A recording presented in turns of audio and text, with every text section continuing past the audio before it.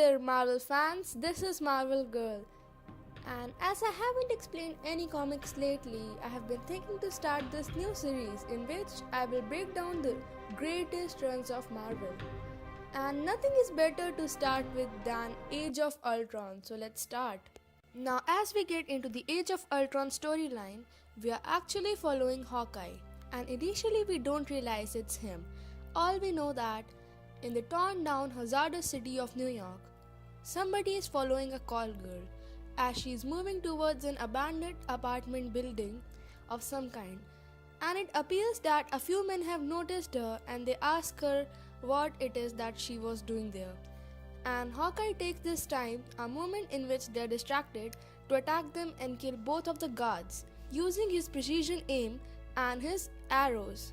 Now this is a very big moment for Hawkeye, as this is one of the first times that we actually see Hawkeye being broken out as main stage character within a Marvel storyline.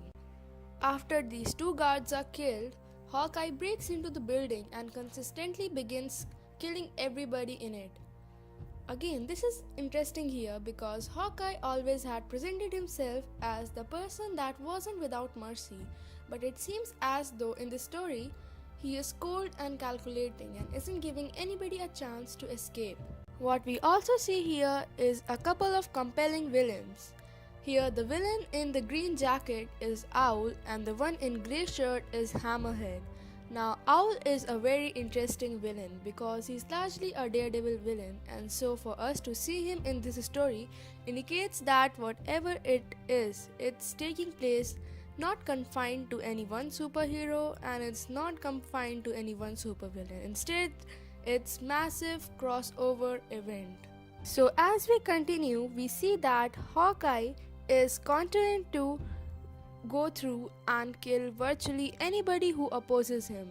And at this point, we learn that the whole reason why Hawkeye was here and why he came to this building is because Spider-Man is being held captive here, and his goal is to attempt to free Spider-Man, which of course he is successfully able to do, but it seems as though Peter Parker has been held drugged up. He has been more or less held unconscious, so he's not fully aware of what's going on here or fully in control of his physical abilities.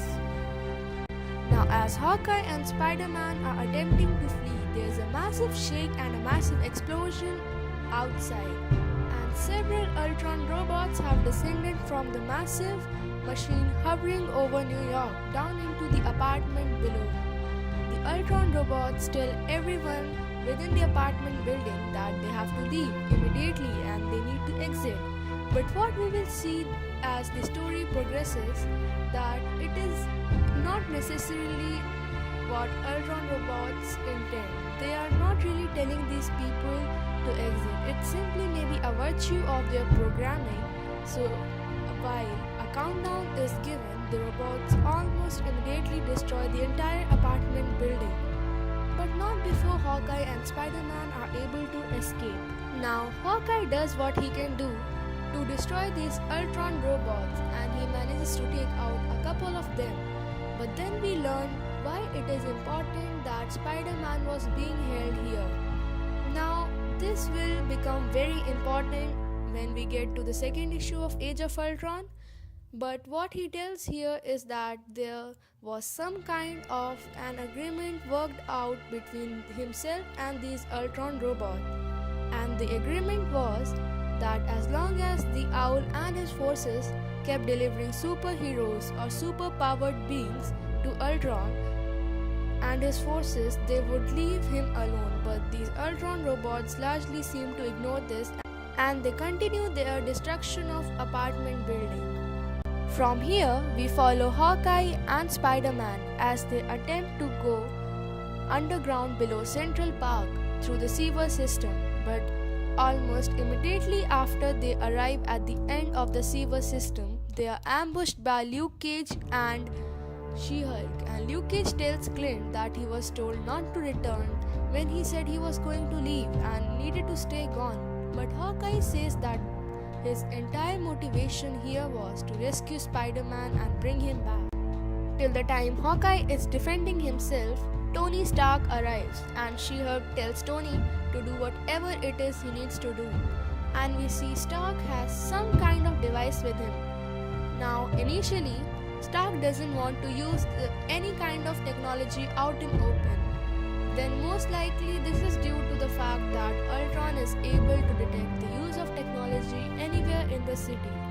We are not entirely sure, but that would seem to be the most likely reason.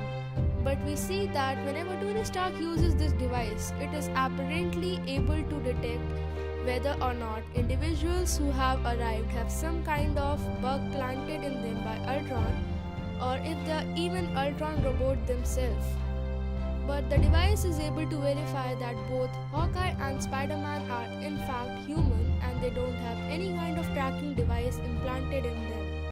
At this point, we transition to what appears to be a makeshift camp, and within this there are various superheroes who are holding up, and it seems as though maybe they are trying to form a plan, but as the conversation progresses between Hawkeye and Iron Man, we learn that there is no plan, that there is really no idea here in terms of what the next step should be.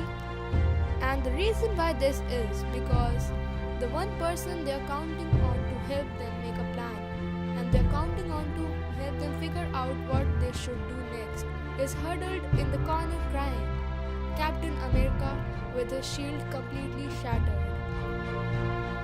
So that's all in this issue, and there are much more interesting things in the upcoming issue about which we will talk in my next video.